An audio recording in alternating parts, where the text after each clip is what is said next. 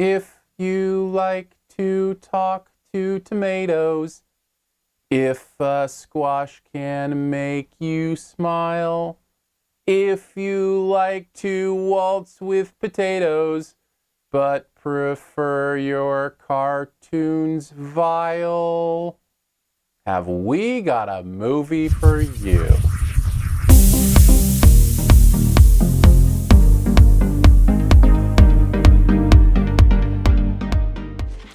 Dear gods, you're so divine in each and every way. To you we pray. Dear gods, we pledge our love to you forevermore. We always felt we had a special bond. Take us to the great beyond, where we're sure nothing bad happens to Once we're out the slide. Sausage Party is Seth Rogen and his raunchy game taking a stab at an animated film. This is rated R VeggieTales, basically. What happens when the supermarket foods try to figure out the deeper meaning of their universe? Is it a deeper meaning that you want to figure out as well? Here's 5 things you might want to know about Sausage Party. Let's just start here. Credit where credit is due. Just because humor is lowest common denominator, just because it goes lowbrow, does not mean it's not smart. And this movie is really smart. As you watch this, it's not just food puns. The food puns are played very well. It's not just a metaphor. There's some depth here and very, very clever meaning in how these foods are from different regions and how these regions interact with each other. They are laying on some really smart stuff among all the crassness, and I wanted to give credit for that because I think they deserve it. And let's go deeper into that metaphor, because this actually is one of those movies, as hard as it might be for you to believe without having seen it, that you'll walk away from having the possibility of having some pretty deep conversations about religion and racism in our world and the things we believe. And let's break this down in 2 parts. The thing I really liked about the message and the thing I didn't. We'll start with the thing I did. There's a real message of tolerance here that is good. An idea of not being judgmental with the people around us just because they believe differently than us. That goes for people who believe things that you think are ridiculous, people who believe things that you think are silly. The idea that because we're all in the same place of not knowing, that we should give each other the respect of trying to figure it out. And I really appreciated that. The problem with that is they don't stick to that message. It starts with this idea of dropping judgment, but then the movie becomes very condescending to religion. I'll tell you what I mean by that. You can't play it both ways. You can't play it as if we're all uncertain so we shouldn't judge each other, and then have the metaphor of the movie make things very, very clear and very certain. Because at that point, we know who's right in the movie. Whereas when we're talking about religion and those kind of ideas here, we're all in the same fallible human brain.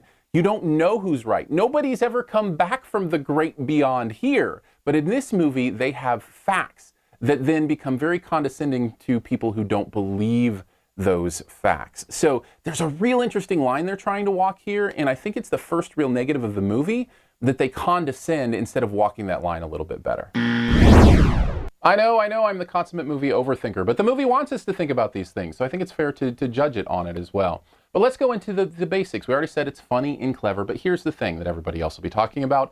It's also so raunchy, so over the top. If you can be offended, you probably will be. The final food orgy scene is so ridiculously over the line, I cannot believe they actually got an R rating. That's how over the top it is. Not only that, in my opinion, it completely misunderstands religion's relationship with sexuality. Completely gets that wrong in a way that I think a majority of the audience will just kind of cock their head like, what are you trying to say here? It makes no sense. So there's both the over-the-top raunchiness of it and the way that impacts what they're trying to say, both of which I think are a negative for this film. And finally, not only does a lot of the mixed message stuff invalidate the metaphor that it's trying to go here, I think the last scene does as well. Not going to give anything away, not going to spoil it, but I think it's an example of movie makers trying to be just a tad too clever for their own good. Because what they do in the final moments of this movie completely invalidates any metaphor that they were trying to lay on through the rest of the movie. So it's as if they're trying to say, we're just kidding around anyway, so don't try to take anything too serious from that. Look, you can't have it both ways. Either you want to say something with your movie or you don't.